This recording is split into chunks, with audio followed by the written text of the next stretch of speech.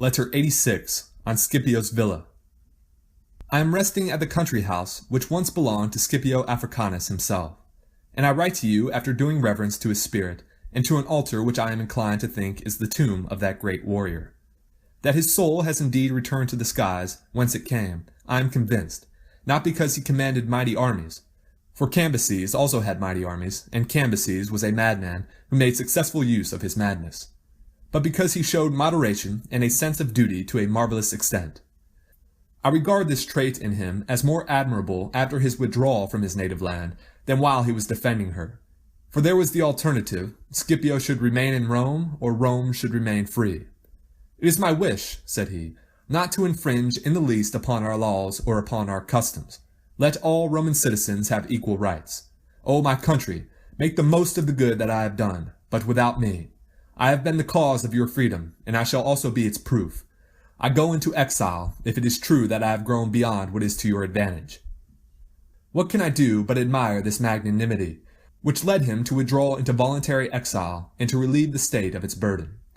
Matters had gone so far that either liberty must work harm to Scipio, or Scipio to liberty. Either of these things was wrong in the sight of heaven. So he gave way to the laws and withdrew to Liternum, thinking to make the state a debtor for his own exile, no less than for the exile of Hannibal.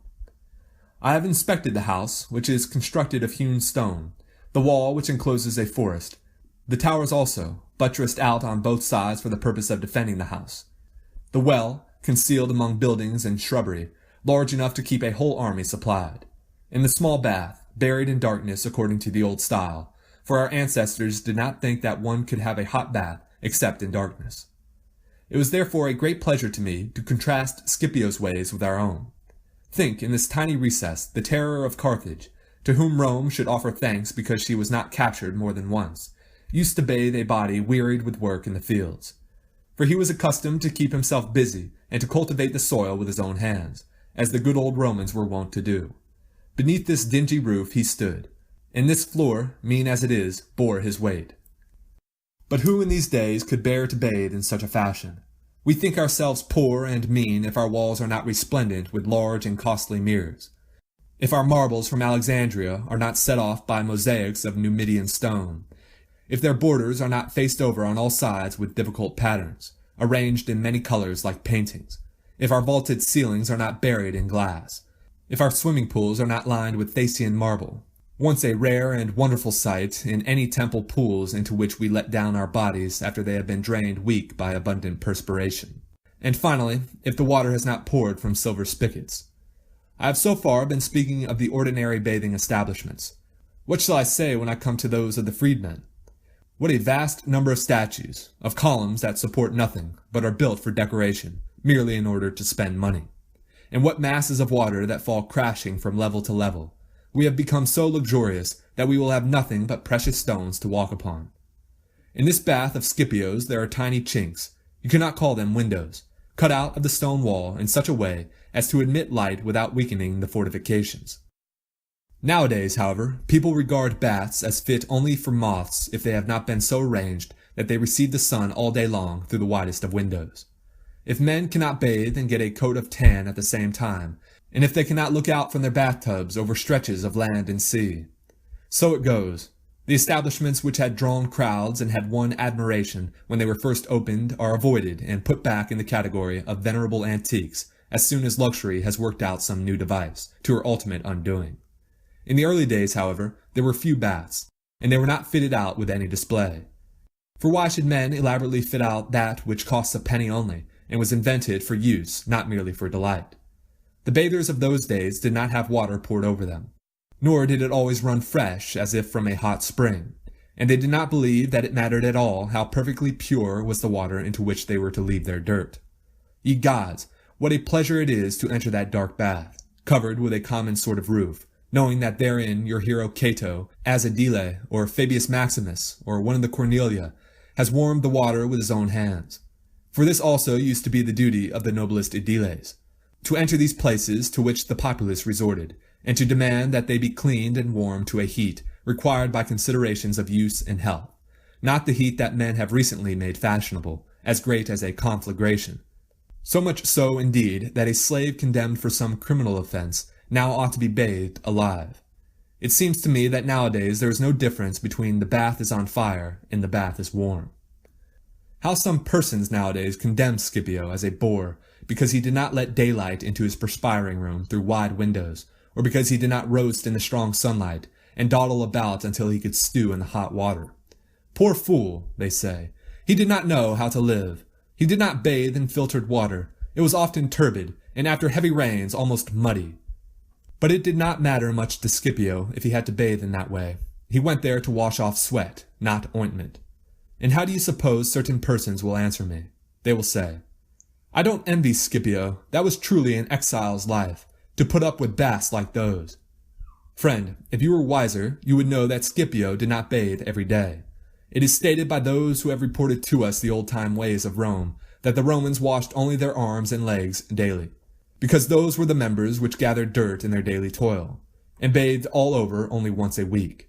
Here someone will retort, yes, pretty dirty fellows they evidently were. How they must have smelled. But they smelled of the camp, the farm, and heroism. Now that spick-and-span bathing establishments have been devised, men are really fouler than of yore. What says Horatius Flacius when he wishes to describe a scoundrel, one who is notorious for his extreme luxury? He says, Lucilius smells of perfume. Show me a Lucilius in these days. His smell would be the veritable goat smell. He would take the place of the Gorgonius, with whom Horace in the same passage contrasted him. It is nowadays not enough to use ointment, unless you put on a fresh coat 2 or 3 times a day, to keep it from evaporating on the body. But why should a man boast of this perfume as if it were his own? If what I am saying shall seem to you too pessimistic, charge it up against Scipio's country house, where I have learned a lesson from Aegialus, a most careful householder and now the owner of this estate. He taught me that a tree can be transplanted, no matter how far gone in years. We old men must learn this precept, for there is none of us who is not planting an olive-yard for his successor. I have seen them bearing fruit in due season after 3 or 4 years of unproductiveness. And you too shall be shaded by the tree which is slow to grow, but bringeth shade to cheer your grandsons in the far-off years, as our poet Virgil says. Virgil sought, however, not what was nearest to the truth, but what was most appropriate, and aimed not to teach the farmer, but to please the reader. For example, omitting all other errors of his, I will quote the passage in which it was incumbent upon me today to detect a fault. In spring sow beans then, too, O clover plant. Thou art welcomed by the crumbling furrows, and the millet calls for yearly care. You may judge by the following incident whether those plants should be set out at the same time, or whether both should be sowed in the spring. It is June at the present writing, and we are well on towards July, and I have seen on this very day farmers harvesting beans and sowing millet. But to return to our olive-yard again, I saw it planted in 2 ways. If the trees were large, Aegialus took their trunks and cut off the branches to the length of 1 foot each. He then transplanted along with the ball, after cutting off the roots, leaving only the thick part from which the roots hang. He smeared this with manure, and inserted it in the hole, not only heaping up the earth about it, but stamping and pressing it down. There is nothing, he says, more effective than this packing process. In other words, it keeps out the cold and the wind. Besides, the trunk is not shaken so much, and for this reason, the packing makes it possible for the young roots to come out and get a hold in the soil. These are of necessity still soft. They have but a slight hold, and a very little shaking uproots them. This ball, moreover, Aegialus lops clean before he covers it up, for he maintains that new roots spring from all the parts which have been shorn. Moreover, the trunk itself should not stand more than 3 or 4 feet out of the ground, for there will thus be at once a thick growth from the bottom, nor will there be a large stump, all dry and withered, as is the case with old olive-yards. The second way of setting them out was the following. He set out in similar fashion branches that were strong and of soft bark, as those of young saplings are wont to be. These grow a little more slowly, but, since they spring from what is practically a cutting, there is no roughness or ugliness in them. This too I have seen recently, an aged vine transplanted from its own plantation. In this case, the fibers also should be gathered together, if possible, and then you should cover up the vine stem more generously, so that roots may spring up even from the stock. I have seen such plantings made not only in February, but at the very end of March. The plants take hold of and embrace alien elms. But all trees, he declares, which are, so to speak, thick-stemmed, should be assisted with tank water. If we have this help, we are our own rainmakers. I do not intend to tell you any more of these precepts, lest, as Aegialus did with me, I may be training you up to be my competitor. Farewell.